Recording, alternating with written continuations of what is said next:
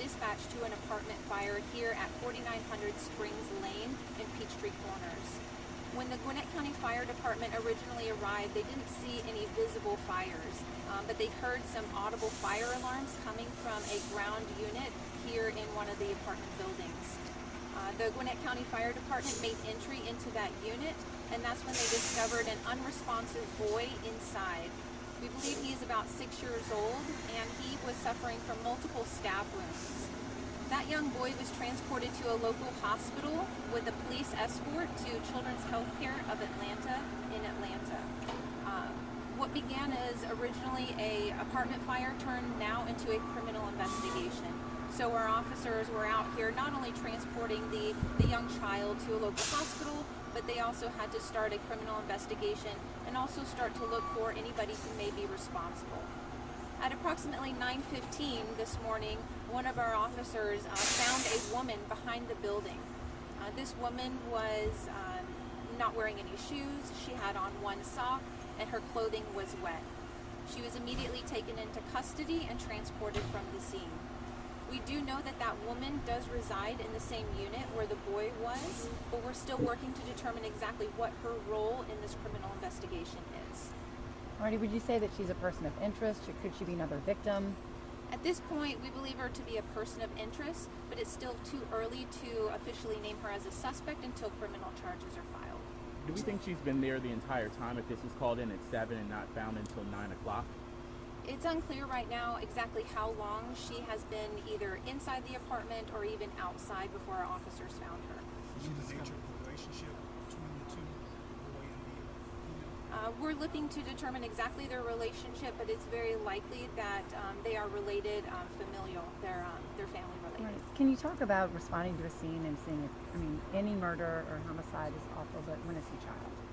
So all of our officers, most of our officers here are either married, they have children of their own, and we have to set aside those feelings and go inside and do our jobs. But we also know that there's a human aspect to this.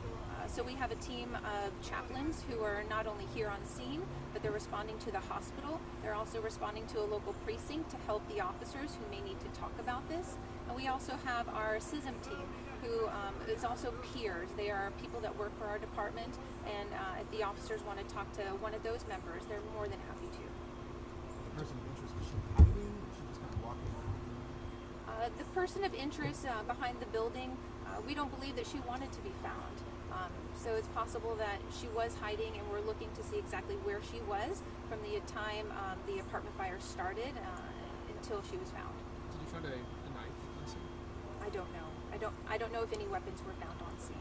The fires, do you know their role in this? Does it appear that they were incorporated with the stabbing? Were they separate and involved?